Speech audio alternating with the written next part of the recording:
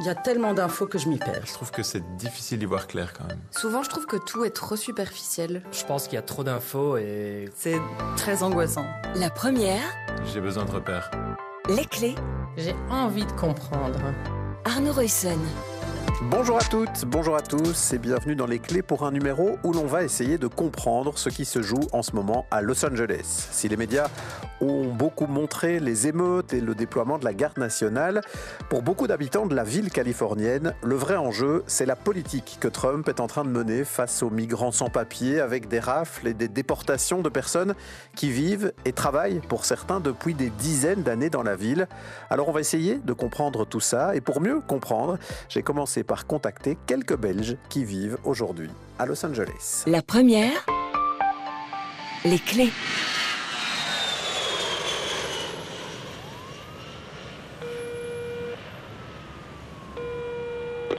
Los Angeles, c'est une ville qui est quand même assez grande. C'est en fait plusieurs petites villes qui forment une communauté. Et c'est également un spectre assez large au niveau des classes sociales, des gens les plus défavorisés, aux familles les plus riches qu'il peut y avoir ici aux États-Unis. Donc on se retrouve avec une communauté qui s'entrecroise et qui se croise tous les jours. Los Angeles, en Californie, c'est la deuxième plus grande ville des États-Unis, une métropole de plus de 12 millions d'habitants, l'une des villes les plus multiculturelles du monde. Et quand vous parlez à ses habitants, du moins les Belges qui vivent sur place et que j'ai pu contacter, ce qu'ils vous décrivent, ce n'est pas tant les tensions, les heurts et le déploiement de la garde nationale. Non, ce qui les choque profondément, c'est la façon dont est en train de se mettre en œuvre la politique de Trump de lutte contre l'immigration illégale. En particulier, l'action des agents de ICE, le service de l'immigration et des douanes, qui, aujourd'hui, dans la ville, procède à des rafles de migrants. Cindy, qui vit dans le centre de Los Angeles, raconte des scènes qui ont profondément choqué les habitants. C'était surtout au niveau des endroits qu'ils ont choisis, donc vraiment où les personnes se sentaient les plus vulnérables. Donc dans des écoles, à savoir que c'est la période des remises de diplômes maintenant, ils allaient cibler des écoles où les parents venaient célébrer la fin d'études de leurs enfants. Petite école, ce qu'on appelle elementary school ici, donc je pense que c'est école primaire, ouais, pas secondaire. Donc voilà, des enfants qui ont vu leurs parents s'enfuir, des hommes masqués arriver avec des gilets pare-balles.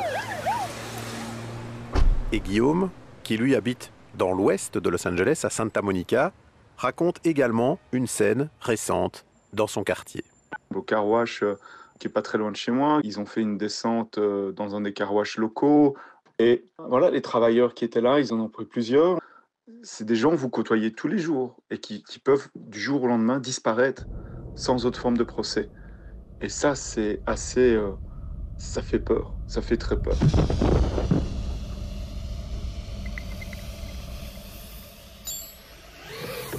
Disparaître, sans autre forme de procès, c'est même plus qu'une expression dans ce cas, car les interventions des agents du ICE se font à la hussarde et dans un cadre légal aux contours très flous, comme le raconte encore Cindy. La violence de ces interventions, déjà, n'est pas nécessaire, et c'est aussi le fait que ces agents soient masqués et refusent de s'identifier comme agents d'autorité légale. Donc on a des personnes qui se baladent dans des pick-up trucks, qui ne s'identifient pas, qui refusent de montrer leur visage, qui refusent de répondre aux questions et qui font des attaques au niveau public parce qu'ils n'ont pas de mandat judiciaire en fait. Donc ils peuvent aller sur des lieux publics ou lieux de travail parce que pour ça il n'y a pas besoin de mandat judiciaire, donc signé d'un juge. Ce sont des mandats administratifs comme on appelle ça. Et par contre ils ne peuvent pas rentrer dans les maisons avec ces mandats administratifs. Et le problème, c'est que les personnes sont terrifiées, sont terrorisées, ils ne connaissent pas leurs droits et la plupart ne parlent pas l'anglais.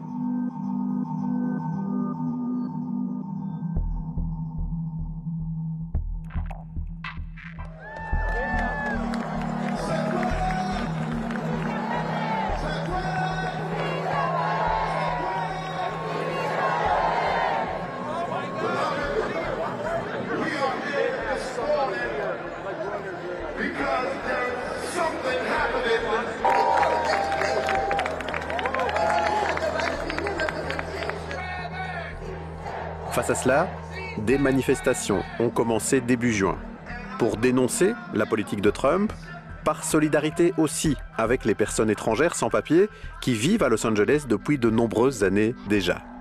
Diane, qui vit dans la Cité des Anges depuis 23 ans, explique pourquoi elle a décidé de participer, elle, à ces rassemblements. Pour non seulement protéger nos citoyens, mais aussi pour faire parvenir le message que les immigrants sont les bienvenus ici. Non seulement ils sont bienvenus, mais ils font partie de notre ville et ils sont indispensables. Indispensables, notamment au niveau économique. Comme l'explique Guillaume, qui constate à quel point aujourd'hui des pans entiers de l'économie de Los Angeles dépendent de la migration, y compris donc des personnes en situation irrégulière. C'est ça qui est assez incroyable, c'est de voir, c'est de s'en prendre à des gens qui travaillent, qui sont là pour travailler, qui sont là pour élever leur famille. Et c'est ça aujourd'hui qui se passe. Et donc ça crée quand même un stress à tous les niveaux de la population. Et les gens ne sont pas sereins. Dans ce climat de crainte, dans ce climat de tension aussi pour les personnes visées, en particulier les Mexicains sans papier, on a assisté à des débordements violents dans certains quartiers très localisés, à Downtown LA, dans le centre de la ville.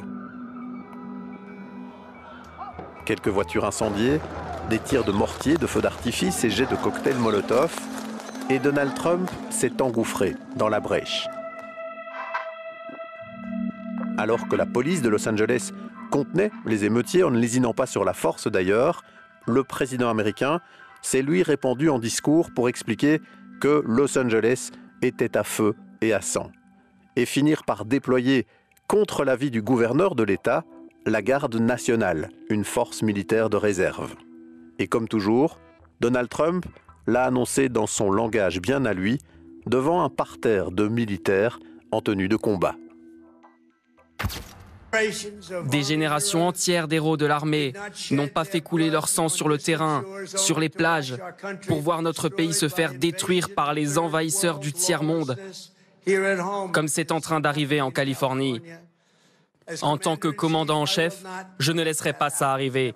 Ça n'arrivera jamais.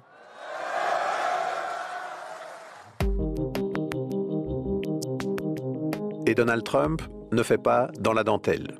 Des milliers de membres de la garde nationale sont envoyés sur place, des militaires, des hélicoptères survolent la ville en permanence, un déploiement complètement disproportionné de l'avis de nombreux observateurs, mais aussi de l'avis des habitants de la ville, comme Cindy, qui voit depuis plusieurs jours un déploiement policier et militaire incroyable sous ses fenêtres. J'ai jamais vu autant de flics déployés alors qu'il n'y avait pas de riposte. Ils étaient juste là, je pense un petit peu aussi pour que Trump, encore une fois, puisse se présenter comme le héros de la situation, le sauveur de cette guerre civile, soi-disant, mais que lui rêve d'instiguer aussi. Parce qu'encore une fois, divide and conquer, diviser pour mieux régner, c'est vraiment ça qui est en train de se passer pour qu'encore une fois, il puisse s'autoproclamer en tant que leader tout-puissant. Et tout cela contribue à l'inquiétude qui vit de plus en plus chez un grand nombre d'habitants de Los Angeles qui, à une écrasante majorité, votent démocrate et qui s'inquiètent, comme Diane, du glissement très rapide vers un régime de plus en plus autoritaire. On a peur, c'est-à-dire les démocrates, les gens qui n'ont pas voté pour Trump et j'espère les républicains. On a peur pour notre démocratie. Donald Trump, c'est une menace à notre démocratie.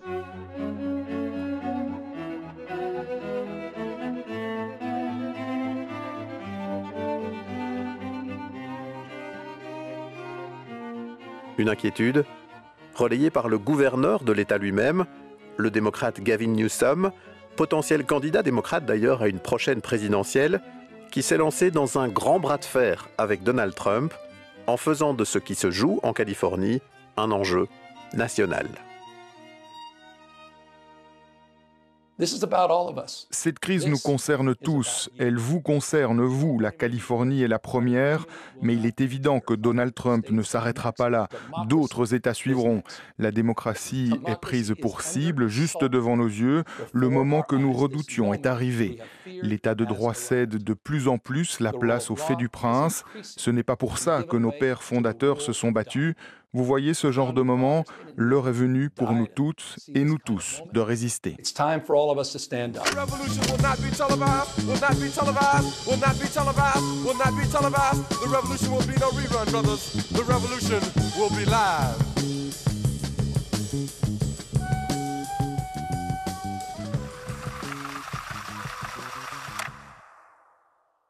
Et avec nous, depuis Los Angeles, notre correspondante sur place, Aviva Fried, bonjour. Bonjour Arnaud. Merci d'être avec nous. Alors, ce qui frappe dans la séquence que l'on vient d'entendre, c'est que ce qui choque, surtout visiblement les habitants de Los Angeles, ce n'est pas tant les débordements, même s'il y en a eu, et on va y venir dans un petit instant, qui ont poussé Donald Trump à déployer finalement la garde nationale, mais c'est sa politique migratoire elle-même, ce sont ces agents qui viennent chercher des immigrants dans des lieux publics de manière parfois très violente, très choquante. Ça, visiblement, ça touche une bonne partie des habitants de Los Angeles et pas seulement ceux qui sont issus de ces communautés migrantes et en particulier de la communauté mexicaine. Oui, c'est exactement ça, puisque Los Angeles est par définition une ville qui brasse énormément de culture. C'est une ville très ouverte et beaucoup de gens se côtoient comme ça. Donc de voir ces descentes de ICE, la police de l'immigration, de les voir comme ça arriver dans les communautés, arriver dans la ville et embarquer tout ce qui bouge, vraiment, parce que c'est quand même ce qu'on a l'impression de voir ici. Donald Trump, quand il était en campagne, avait promis d'expulser les migrants en situation illégale, mais en se concentrant sur ceux, disait-il, qui avaient commis des crimes violents. Or, là, ce qui s'est passé, c'est qu'on a vu la police de l'immigration arriver dans des endroits que tout le monde fréquente ici, c'est-à-dire notamment des magasins de bricolage. Je pense à cette enseigne Home Depot. Vous avez, quand vous y allez, vous avez sur le parking, tous les jours, 5, 10, 15 personnes qui attendent pour trouver un petit travail pour le jour même. Si vous avez besoin d'un plombier, si vous avez besoin de quelqu'un pour vous faire un coup de peinture, vous l'engagez pour la journée. Et ce sont ces personnes-là qui ont été visées par ces raids de l'immigration. Donc des personnes que tout le monde connaît, côtoie, utilise, qui ne sont pas des grands criminels, qui ne sont pas des trafiquants. Peut-être qu'il y en a eu un ou deux qui ont été embarqués comme ça dans le tas, mais ce sont vraiment des gens qui cherchent juste à gagner leur vie au quotidien et avec lesquels on vit tous les jours. Et c'est effectivement ça qui choque ici, de voir l'ampleur de ces descentes pour finalement attraper 3 peintres sur un parking, quoi. Donc c'est quand même incroyable, et surtout ça ne correspond pas du tout à l'esprit de Los Angeles, à cet esprit où ces cultures se côtoient. Et pour certains de ces migrants interpellés, pour beaucoup d'ailleurs, on a affaire, si je comprends bien, à des personnes qui sont intégrées, dont les enfants sont scolarisés, des personnes qui travaillent, qui gagnent leur vie, qui contribuent donc aussi à l'économie américaine. Ça aussi, c'est mal compris par une bonne partie de la population de Los Angeles, y compris des personnes qui ne sont pas du tout migrantes, mais dont l'activité économique peut-être, ou même dans le privé, les activités reposent sur le travail de certains ou de certaines de ces personnes migrantes.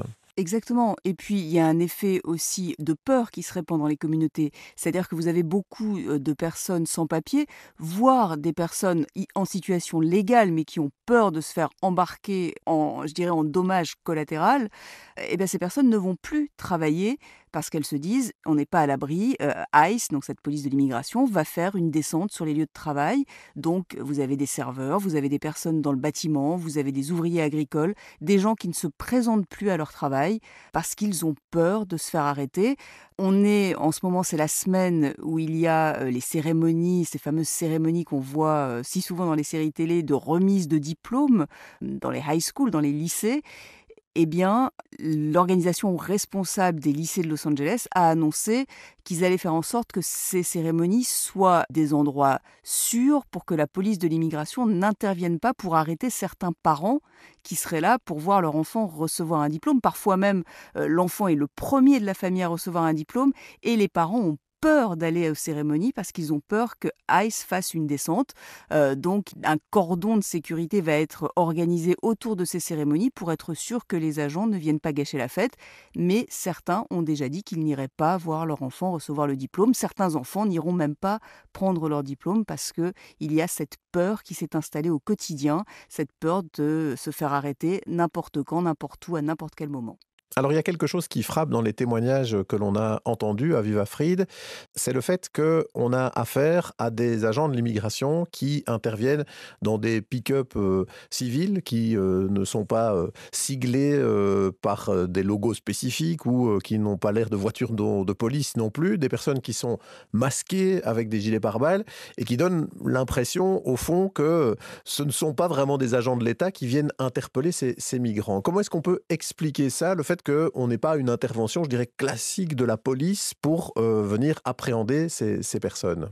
Alors officiellement, l'explication c'est que ce sont pour des raisons de sécurité, pour qu'on ne reconnaisse pas les agents de ICE et qu'ils ne puissent pas être attaqués. C'est aussi d'ailleurs l'une des raisons pour laquelle, soi-disant, la garde nationale a été déployée. La garde nationale, les soldats accompagnent maintenant les agents de l'immigration pour faire les arrestations. La garde nationale n'arrête pas, puisqu'elle n'a pas le pouvoir d'arrestation, les gens, mais elles empêchent les personnes concernées ou les proches ou les personnes qui habitent autour de s'en prendre à la police de l'immigration. Donc le côté masqué, non reconnaissable, ce serait pour préserver l'anonymat des agents et préserver leur sécurité. Mais c'est vrai, quand vous regardez ça de l'extérieur, vous avez l'impression d'avoir un gang qui vient vous enlever dans la rue, vous jeter dans un pick-up et vous emmener. Il y a encore quelque chose qui a beaucoup choqué aujourd'hui, c'est une arrestation musclée d'une personne soupçonnée d'avoir été sur les manifestations. Des agents fédéraux, dans une voiture non marquée, sont tout simplement rentrés en collision avec une voiture qui roulait. Il y avait la personne qu'elle recherchait dedans avec sa femme et des enfants et ils ont tout simplement rentré dans le véhicule, l'ont embarqué sans qu'on sache très bien qui c'était. Même la police de Los Angeles au début ne savait pas du tout ce qui se passait. On a dû leur expliquer que c'était des agents fédéraux. Donc tout ça se fait dans une espèce de flou qui est officiellement pour garantir la sécurité, mais qui sert surtout finalement à faire peur à tout le monde. Et le flou est entretenu aussi par le fait, si j'ai bien compris ce que me racontaient certains des habitants de Los Angeles, que ces personnes n'ont pas de mandat judiciaire leur permettant d'aller interpeller les personnes chez elles. Et donc, c'est pour ça qu'elles interviennent sur des lieux publics pour les appréhender. Vous confirmez ça, Aviva Fried ? Je ne peux pas vous confirmer pour toutes les arrestations, évidemment, mais c'est vrai que pour pouvoir rentrer chez quelqu'un, pour l'arrêter, il faut un mandat signé par un juge et non un mandat signé par une personne de la police de l'immigration. Ça, c'est pas valable. Et donc, les associations de défense des migrants font passer l'information que si la police se présente chez vous, vous ne leur rouvrez surtout pas la porte, vous demandez le mandat et vous vérifiez qu'il est signé. La plupart du temps, ils ne l'ont pas encore obtenu. Donc c'est pour ça que, dans des lieux publics, c'est possible. Après, je ne peux pas vous garantir qu'il n'y a aucun mandat qui a été signé, mais dans beaucoup de cas, le mandat n'a pas encore été délivré. Alors venons-en maintenant à ce qui se joue dans le cœur de Los Angeles, et en particulier dans ce quartier de Downtown, où il y a eu des réactions de protestation, des manifestations à la fois pacifistes, mais aussi des débordements violents, qui ont servi, certains disent, d'excuse à Donald Trump pour déployer finalement la garde nationale, l'armée aussi sur place.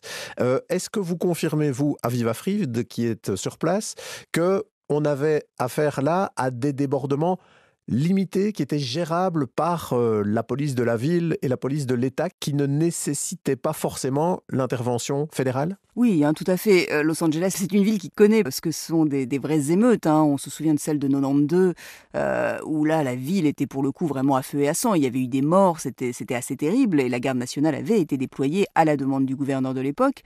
Il y a eu aussi les manifestations en 2020, lors de Black Lives Matter, après le meurtre de George Floyd, où là, pareil, plusieurs quartiers dans la ville avaient brûlé, les magasins avaient été pillés, vandalisés, c'était vraiment des scènes terribles.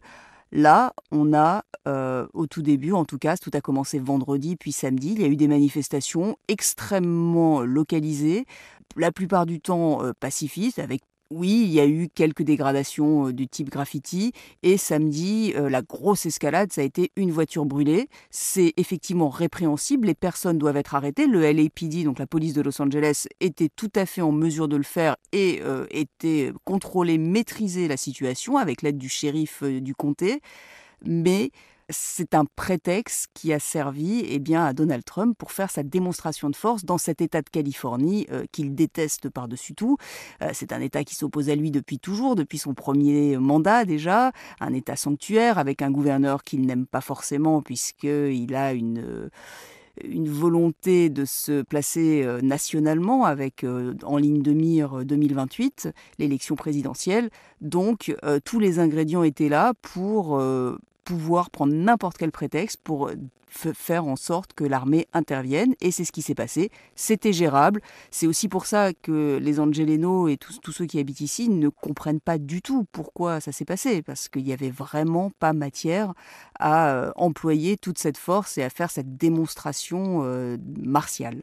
Mais on a l'impression, pour autant, que Donald Trump a un peu réussi son coup, puisque l'image qui est véhiculée à l'international, et puis dans une partie aussi des États-Unis, c'est quand même l'idée qu'il y avait une ville qui était débordée, où il y avait des émeutes, et puis maintenant le rétablissement de l'ordre par le déploiement de la garde nationale fédérale. Quelque part, le coup politique que Donald Trump voulait jouer, est-ce qu'il n'est pas en train, en termes de communication, de le réussir ? Mais en fait, Donald Trump n'avait absolument rien à perdre là-dessus. Et on le sait, on le connaît, on sait que c'est son point fort. Il communique extrêmement bien, il manipule extrêmement bien les réseaux sociaux, il connaît tous les codes médiatiques possibles. Donc, il a très bien joué ses cartes. Mais il n'avait rien à perdre, puisque le thème de la lutte contre l'immigration illégale est un thème porteur. C'est l'un des thèmes qu'il a d'ailleurs fait élire. Donc, quand il dit qu'il est là pour faire respecter l'ordre, ça marche. Quand on voit l'image à Los Angeles de manifestants, dans le reste du pays, ça peut faire peur, donc ça marche avec sa base. Quand on voit une voiture qui brûle, mais que tous les médias passent ça en boucle du matin au soir, oui, il a tous les arguments possibles pour dire il faut rétablir l'ordre. Donc, il n'a rien à perdre. L'exemple type, il envoie l'armée, c'est une escalade, les choses dégénèrent. C'est ce qui s'est passé en fait, puisque comme c'était relativement calme avant que l'armée arrive, une fois que l'armée est arrivée, les manifestants ont vu ça comme une provocation et ont commencé à répondre, ont commencé à envoyer des cailloux, ont commencé à bombarder les policiers d'objets divers. Donc les policiers ont répondu avec des gaz lacrymogènes, des flashbangs, des balles en caoutchouc. Ça fait image d'émeute urbaine.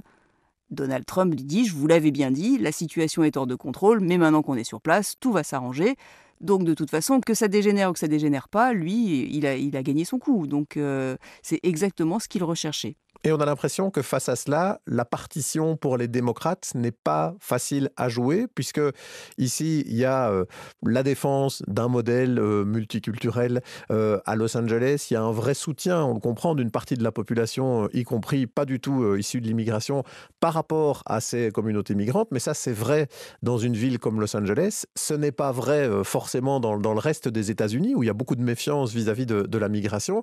Ici, quelque part, les démocrates se retrouvent un peu enfermés sur cette image de parti qui défendrait la migration. Or, c'est pas évident de gagner une élection nationale pour les démocrates en étant enfermés dans cette image-là, on a l'impression. Oui, c'est exactement ça. Alors déjà, dans le reste du pays, on estime que la Californie est un État de fous, laxistes qui mangent du quinoa et de l'avocado toast. Donc ça renforce encore cette image où on laisse tout faire, on laisse les villes à l'abandon, on laisse les villes à la merci des migrants, avec des drapeaux mexicains dans les rues, imaginez ça.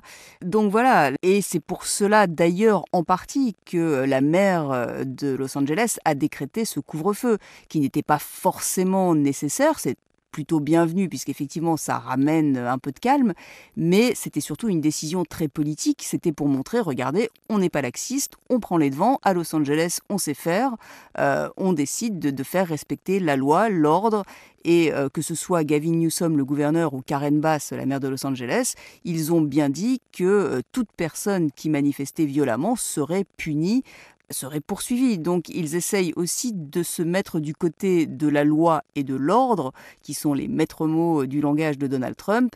Mais c'est vrai qu'à ce jeu-là, ils ont beaucoup de retard à combler par rapport au président. Dernière question alors, Aviva Fried. Est-ce que dans ce qui se joue là pour le moment à Los Angeles, avec ces réactions quand même assez fortes, le fait qu'on sente aussi qu'une partie de la population, pas du tout issue de la migration, soit touchée par les images terribles que l'on peut voir, qui rappellent certaines heures sombres de l'histoire, des rafles, des déportations avec des personnes masquées en civil, ça fait un peu frissonner quand on entend tout ça. Est-ce que vous voyez dans ce qui se passe à Los Angeles le signe peut-être d'un pays plus largement qui pourrait se révolter par rapport à la politique de Donald Trump, ou bien ça reste très cantonné dans certaines villes en particulier? Il y a effectivement un réveil du pays, mais comme vous le dites, c'est cantonné aux grandes villes qui sont tenues par les démocrates. On a maintenant des manifestations à New York, Chicago, Seattle, Dallas, les grands centres urbains, là où il y a le brassage des cultures. Dans le reste du pays, où l'électorat est républicain, les élus sont républicains, eh bien, on ne réagit pas forcément. On estime que Donald Trump fait ce pourquoi il a été élu. Il règle les problèmes à la frontière, il expulse les immigrants clandestins et il rétablit la loi et l'ordre. Il est plutôt soutenu, Donald Trump, par le Congrès, qui est relativement transparent. Vous avez Mike Johnson qui a promis de mettre du goudron et des plumes sur le gouverneur de Californie. On en est là, à l'épisode de Western. Donc, un réveil de la population dans les centres urbains, oui. Dans tout le pays, c'est difficile à dire. Ça dépendra aussi de la suite des événements, puisque avec cet épisode, Donald Trump, très délibérément, teste les limites de son pouvoir présidentiel. Peut-il faire tout ce qu'il veut sans que personne ne l'arrête? C'est ce qu'il essaye de voir. Et c'est là que l'on mesure que ce qui se joue à Los Angeles, c'est un enjeu qui concerne l'ensemble de la démocratie américaine, avec des dérives fascistes de plus en plus évidentes aujourd'hui. Avec des contre-pouvoirs qui peinent à suivre le rythme de la déstabilisation de la démocratie imposée par Donald Trump. Et ce sentiment de la peur qui se répand, c'est revenu dans tous les témoignages que j'ai pu recueillir, ce sentiment permanent que plus personne n'est tout à fait à l'abri. Certains Belges, à Los Angeles, titulaires d'une carte verte, me disaient craindre d'être peut-être demain expulsés au moindre faux pas. Voilà, c'était Les Clés, un podcast de La Première. Merci à tous ceux qui ont accepté de témoigner pour cet épisode. Merci à Aviva Fried, notre correspondante sur place. À la réalisation sonore de cet épisode, il y avait Guillaume de Smet. À la préparation, Pauline Rivière et Arnaud Ruyssen. Et un rappel, si vous jugez ce contenu utile pour mieux comprendre l'actualité, eh bien n'hésitez pas à le partager autour de vous.